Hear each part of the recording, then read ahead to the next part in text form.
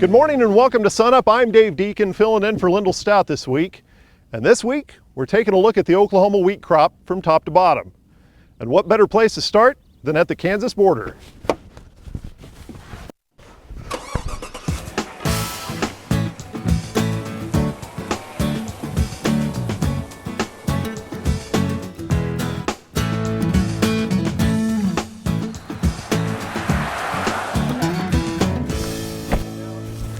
Howdy, Jared. How are you, sir? I'm doing okay, and you? Good.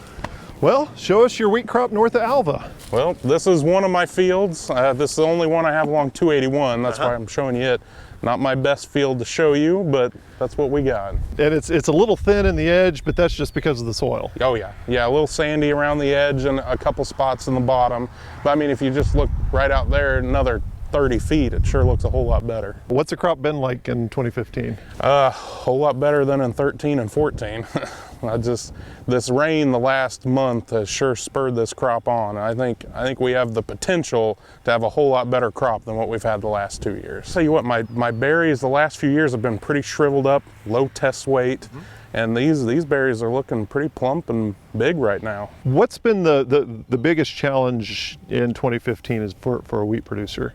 Number one, the severe drought we started in, and then the sheer amount of rain that we've gotten afterward. I mean, you can see right here behind me, down here in this terrace channel, you can see a whole bunch of dead standing wheat from just being drowned out in water. I got a lot of spots like that. It's kind of an okay problem to have considering the way we've been the last few years. I don't want to complain about the rain. It is, in my opinion, it's kind of time for the rain to let up a little bit, and kind of let it dry out and get on with harvest. I mean, you know, 2 years ago, I was already done cutting at this point, and I'm still a good week away, I think. Now, this is not your only acreage. How many acres do you have? I farm about 4,500 acres across Alfalfa, Woods, and Harper counties. What are you hoping to get out of this field north of Alva? This field right here, last year, I think it made like 12 and a half bushel an acre. I'm hoping, knock on wood, that we have somewhere 30 to 35 out of it this year. Time will tell in about a week. Well, speaking of a week, this crop has progressed over the past week and a half or so. Yes, a week ago, this field still looked green. Of course, we've had these cloudy, cool, rainy days. I think that really saved this crop. If we wouldn't have had that, this would have probably already be cut and shriveled up. Well, and as much rain as we've had here lately, it has the potential to have the soil moisture for a crop next year. Yeah, I think so. We've had more rain in the last month than I had last year total. So I've had about 12 inches in the last month. So that's amazing for what we've been going through. You only stand so many bad years in a row. I need a halfway decent one. I could use one. This could be it. I hope so.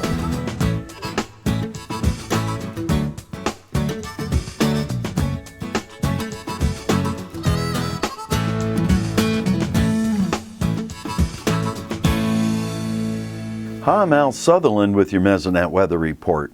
Wow, a week with sunshine, summer heat and wind, and a week without rain. As folks are coming out of the shock of the rainiest Oklahoma month on record, the water demand from crops and landscapes has climbed fast. With warmer air temperatures, higher wind speeds, and lower humidities, the potential water demand for tall crop plants climbed above 0.4 of an inch for a single day in the Panhandle and Altus on Tuesday. Water demand at sites in the tan and yellow map areas were above 0.3 of an inch. Only 6 locations in eastern Oklahoma came in below 0.2 of an inch for a single day. The potential water demand for June 2nd followed the pattern of wind gusts at 4:40 p.m. on that afternoon. Slap out in the Panhandle had a peak wind gust of 31 miles per hour. Wind gust decreased to the east, with the wind gust at Broken Bow at just 6 miles per hour. Farmers are closely monitoring plant disease risk. Plant diseases flourish under conditions of high moisture and mild air temperatures. Areas of high disease potential show up on a map of pecan scab infection hours through June 3rd. Areas of higher disease potential are those with 10 or more scab hours. Cooler temperatures held down pecan scab disease potential in most of the state, colored dark green. The red areas had the highest disease risk. Here's Gary with news about our new non-drought status and what's ahead as we move into summer. Thanks, Al. Good morning, everybody. Well, the historic rains of May have done us a favor. They certainly caused havoc across the state, along with all the tornadoes and severe weather and flooding. They also eradicated the drought. So for the first time since May 25th of 2010, Oklahoma has no drought within it according to the U.S. Drought Monitor. Take a look at that latest map and you'll see that just have a little bit of abnormally dry weather. It's really a sign that we're coming out of drought in those areas. Up in far northwestern Oklahoma, out across the far western Panhandle. Other than that, the entire state looks wonderfully white with none of those nasty red colors in it.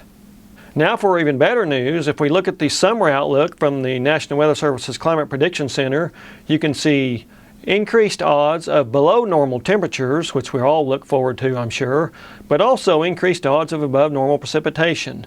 Now those two correlate pretty well. Whenever we have higher than average precipitation during the summer months, we normally have cooler than normal weather. So we have to hope that those two come true. So we got our wish, we got rid of the drought. It unfortunately came with some bad things, but you know that happens in Oklahoma in the springtime.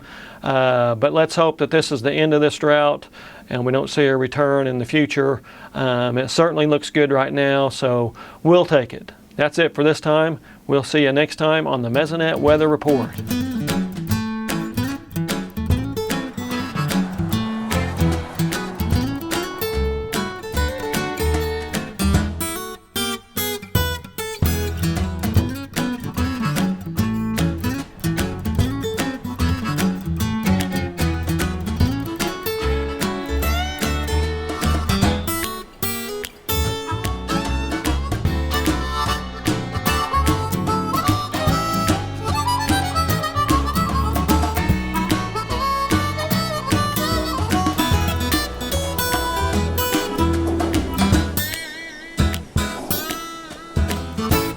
Well, Rick, looks like you're getting ready for harvest. I am. How are you? I'm good, thank you. Good. Ready to get out there in the field and go cut some weed, huh? Just got it out, trying to get it prepared, get it cleaned up, and get ready to go. Okay, well, you want to go look at some of your wheat? Yeah, let's do it. Okay. Well, Rick, let's go ahead and take a look at the wheat. How's it looking for you?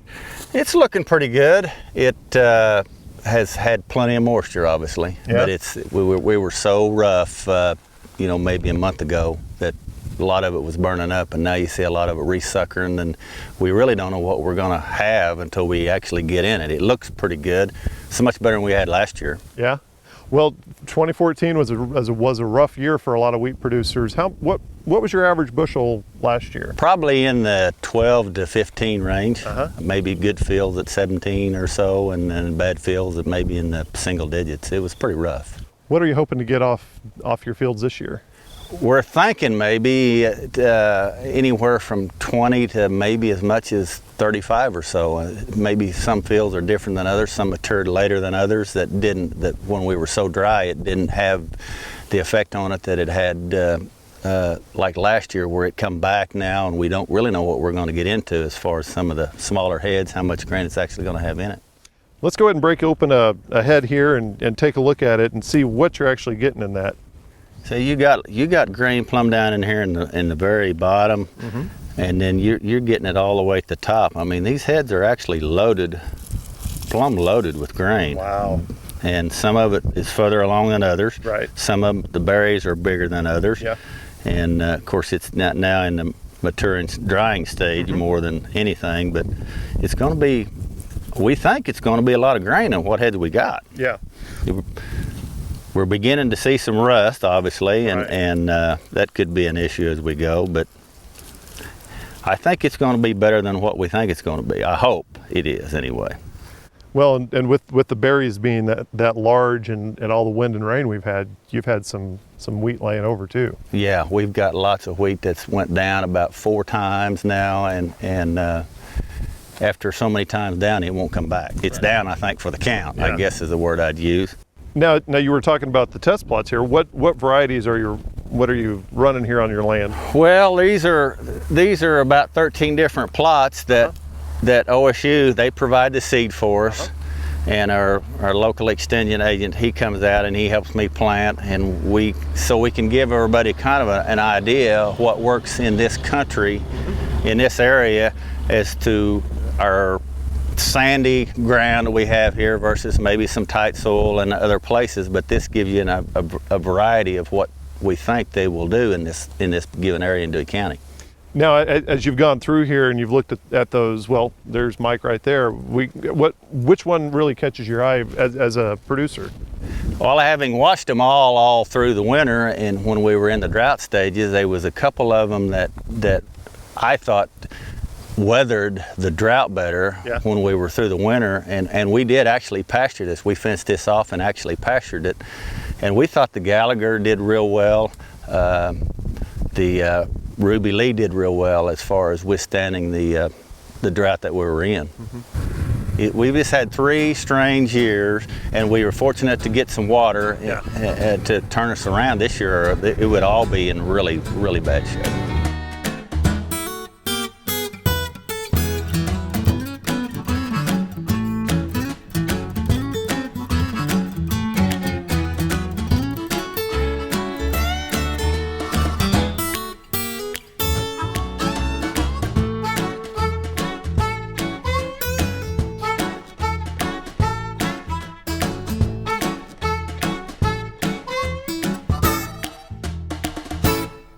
We're here with Kim Anderson, our grain marketing specialist. And Kim, the elevators of receiving grain as far north as Kingfisher, what's coming in? I think the quality is coming in relatively good. We were hoping for 11.5% protein or better. I think we're getting that. We were hoping for test weights above 58 pounds per bushel, and I think we're getting that. And what happened to prices this week? We had a rally early in the week, about a 37-cent price increase. Then we lost a little bit later in the later portion of the week. We did get a 5-cent basis gain in southern Oklahoma. I think that's positive for prices. And what's driving those prices? Well, the fundamentals haven't changed in the supply and demand situations. We do have the funds still getting out of their short positions by buying into the market. Reports indicate they went from about 111,000 contracts short, that's 555 million bushels, down to about 60,000 short. That's liquidating about 250,000 or buying back 250,000. I think they're still driving prices higher. Plus, we've had the index of the dollar decline about 2.5 points. That's about 15 cents a bushel on the export market, a better price. Doesn't sound like much, but say you got a 1 million bushel cargo, a shipload of wheat, that's about $150,000, and now we're talking about some real money. So next week, the USDA is going to be releasing that WASDE report. And what are the market expectations? If you look at the Bloomberg survey of market analysts, they've got all wheat production for 2015 at 2,095,000 bushels compared to 2,026,000 last year, slightly higher. Hard red winter wheat at 850 million bushels compared to 738 million last year, so both of those slightly higher.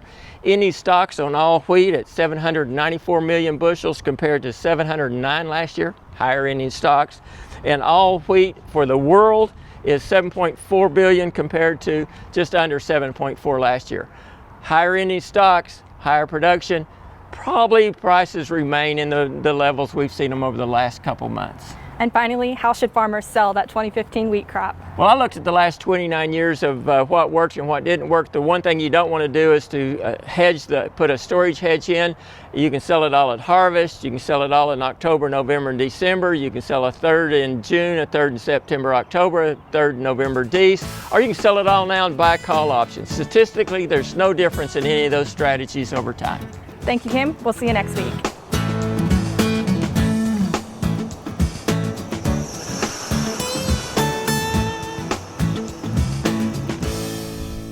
Our next stop took us to Hobart, Oklahoma, in Kiowa County, and what is left of an icy spring.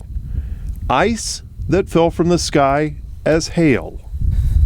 Well, I believe it started down around Lake Altus Lugert and went to the north and east, cut a swath 6 to 8 miles wide, probably all the way over into the Godebo, Carnegie area of northeast Kiowa County and into Grady County, I think. It's been estimated that swath could have been in the range, if they figured it as an average wheat crop, a little over 1 million bushels lost to production. We were affected with 650 acres of certified seed that we had to cancel out on. It looked like that you had gone out and swathed and baled the hay, carried the round bales off, and we didn't even have any stubble left standing. You know, the adjusters came by and looked at that and didn't even get out of the pickup. It was that easy to call it a zero. With the hail came some essential rain for the wheat crop that was left standing. Depends on where you're at, but you know, they definitely had a record rainfall for the month of May. In fact, for any single month of the year, we've got anywhere between 20 and 25 inches around here in the last 3 weeks. Statewide, 2014 was the lowest producing wheat crop since the drought of the 1950s. So how is 2015 different in Kiowa County? Well, there's a lot of similarities and there's some differences. Both years we were kind of dry all through the winter and the spring. Going back to 2014, it continued to be dry, and then we had a really late freeze around April the 15th. So it was kind of like a double whammy, just really devastated the crop.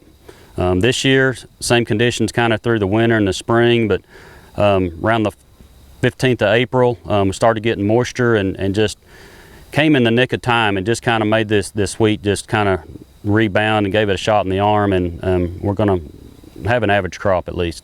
Yeah, it's gone down. We've had hail, wind, the disease, and now we've actually even got some insects out here. Headworms are starting to take effect. We just hope we don't have any sprouting of the head. I mean, we had plenty of moisture to get it up, and so you know we had high hopes of, you know, after definitely coming from a failure from 2014, we had high hopes of, you know, this was going to be the year, and but we did start off dry, but we had enough moisture to get it up, and it came up to a good stand. You know, it was just going back through the winter and the spring. When we did get rain, it was just, you know, a couple tenths here, a couple tenths there. It wasn't just really, you know, just kind of kept it going, but just it wasn't, you know, building any subsoil moisture up. The wettest May on record in Oklahoma has pushed back many things by almost 2 weeks, like wheat harvest. Oh man, we just feel like we're spinning our wheels. I think we've swept the barns and rearranged the bolt bins, changed the oil, and maintained all the equipment as many times as we could possibly do it, and maybe twice. So it's been a little bit frustrating, but we're just so thankful for the moisture and the rain that we've received. All our stock ponds are full, our pastures are rejuvenated, and our subsoil moisture is getting built up. I mean, we're just thrilled to death that we have this moisture available to us. You can grow a lot of things when you got moisture. You can't hardly grow much when you don't have any. We're just going to do things that like we've always done. We're going to plant our same varieties. We've got a full moisture profile underneath it. We're very optimistic on 2016. We're optimistic on getting our summer crops in here in the next week to 10 days, and it looks like we may have a little bit above average moisture throughout the summer, and a little bit cooler temperatures. So we're very optimistic on our summer crops and getting our fall crops planted back this fall.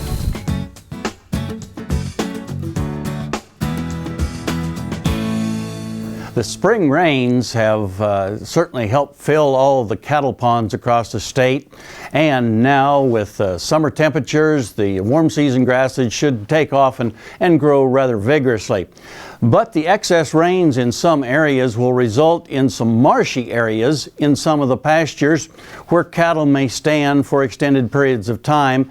That brings about another challenge that we may face this summer in the terms of cattle lameness. Most lameness in the summertime in beef cattle is probably due to what we commonly call foot rot. You know, foot rot occurs when we have some kind of a break in the skin between the toes. That allows the introduction of some bacteria that'll cause an infection, and that's when we see the lameness that we observe in these cattle.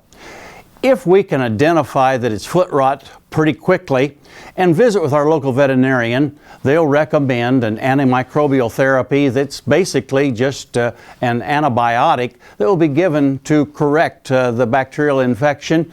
Now, I'd like to caution you that if treatment isn't inflicted pretty early in this particular disease situation, then we can have certainly lameness that goes on for most of the summer. Preventative measures for this particular situation, foot rot, involve making sure that we try to reduce the possibility of those abrasions occurring between the toes. Standing in wet, muddy areas for long periods of time also will increase the likelihood that the pathogen that causes this problem will be introduced into those cattle's toes.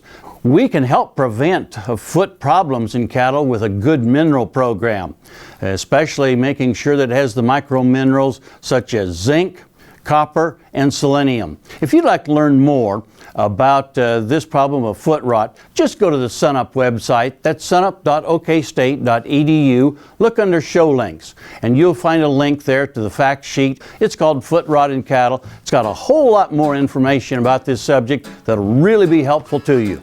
And we look forward to visiting with you again next week on SUNUP's Cow-Calf Corner.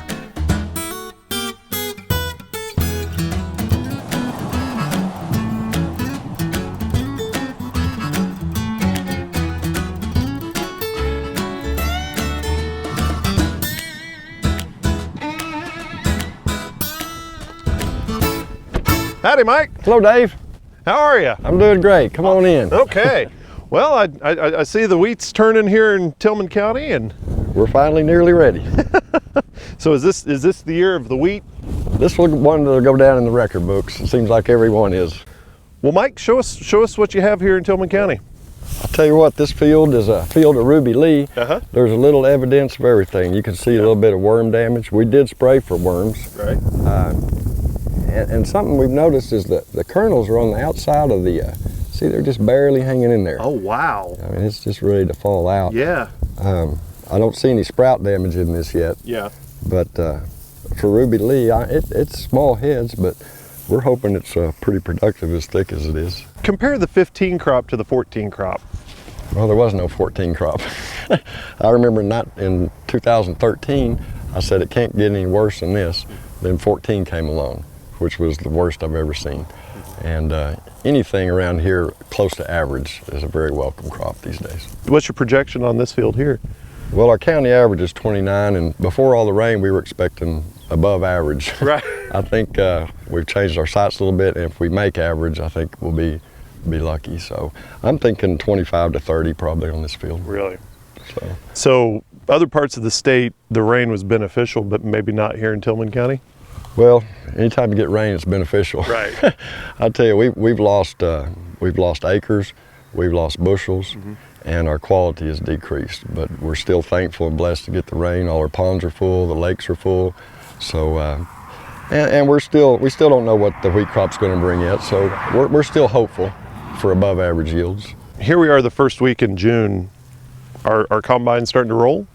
Last couple of days they have been. Well, this year, due to the rains, they're going to be cutting from San Antonio to the Kansas line all at one time, and that's really going to spread the harvesters out. You can hear the rustling in the wheat. I mean, the grain's basically ready now, and we're just waiting on the ground to dry up. The harvest crews came to Tillman County, and they waited. Because the weight from the combines and high moisture in the wheat were too much for the southwestern Oklahoma fields. We brought equipment down from northern Minnesota. We made 2 trips down here already. And so total 3 trips to bring everything down. The crew's here, the equipment's here, we're ready to go. If the big outfitters like those guys that come down from Hayes, Kansas, if they move out for other obligations, then we might stay behind and help out down here some more before we move. So we'll start moving north as soon as we're done down here, but depends on the weather. Our wheat tour took us along the 281-183 corridor across Oklahoma, and with a look at the rest of the state's wheat picture, here's Extension small grain specialist Jeff Edwards. Well, we're just really getting into harvest and getting started on things, Primarily the acres that have been harvested thus far are on some sandier ground that are a little bit easier to get to with the wet weather. Yields have been anywhere from 20 to 40 bushels per acre. Test weights have generally been 57 to 60 pounds per bushel. So for this first part of the crop, it looks pretty good. I expect it to improve as we continue through harvest though. Well, so far our wheat proteins have been anywhere from 11 to 12, 13%, which is right in that acceptable range. It's important not to confuse, though, protein with quality. We can have wheat that is lower protein but has very high quality and functionality. Protein is an easy measurement, it's a quick measurement, and that's why we use it so frequently. Once our millers and bakers really get into this crop and start sending it through the lab and taking a closer look at it, we'll have a much better handle on the actual quality of the crop.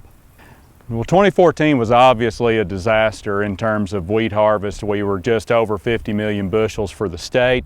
Our projection for this year was around 118 million bushels, but then it just kept raining. I think that's going to reduce that number somewhat. I still think we'll come in above 100 million bushels, maybe around that 110 million bushels mark. Not just a stellar wheat crop, but compared to last year, it's a heck of an improvement. There is potential for sprouting with the wet weather we've had, especially with wheat that has ripened and has lodged.